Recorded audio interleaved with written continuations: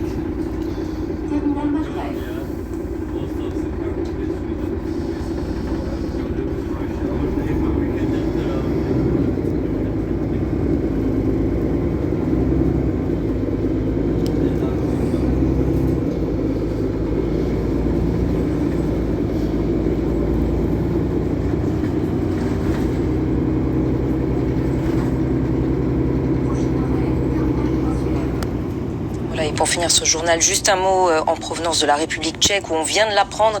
Le général Petr Pavel a été élu à la présidence de la République, battant ainsi l'ancien Premier ministre Andrej Babiš pour prendre donc la succession de Miloš Zeman. On reviendra bien évidemment sur cette information dans nos...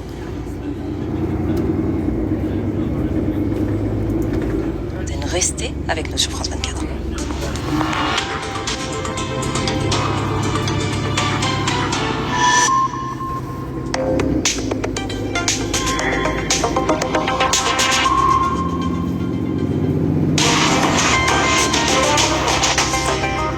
Bienvenue à tous dans cette deuxième partie de Demain à la Une.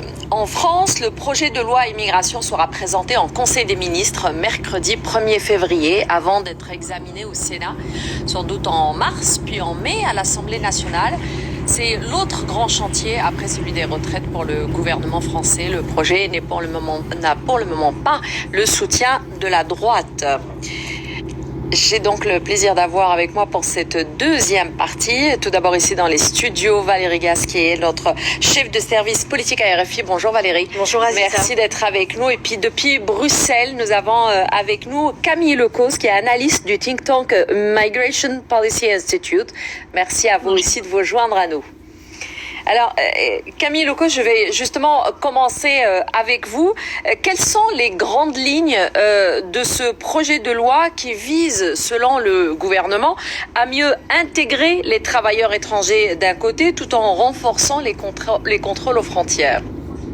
Je dirais qu'il y a vraiment deux objectifs, deux lignes directrices pour ce projet de loi. C'est d'abord de limiter le nombre de personnes sans papier sur le territoire, avec d'une part un accent qui est mis sur les retours et les réadmissions. On a beaucoup parlé de la non-exécution des obligations de quitter le territoire français, ces OQTF, au cours des derniers mois.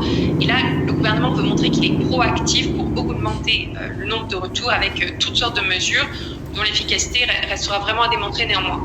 Puis, il y a aussi cette mesure phare, cette idée d'introduire un nouveau titre de séjour d'1 an qui permettra de répondre à des emplois en tension et de régulariser des travailleurs sans papier. Et ça, cette mesure, elle répond à des demandes depuis des années des syndicats, de collectifs de sans-papiers. Mais je pense qu'il reste à voir sous quelles conditions elle est véritablement permise et ensuite comment elle sera appliquée. Donc ça, c'est le premier angle. Et ensuite, le deuxième angle, c'est de prolonger ce qui avait été initié avec la loi de 2018, avec cette idée de...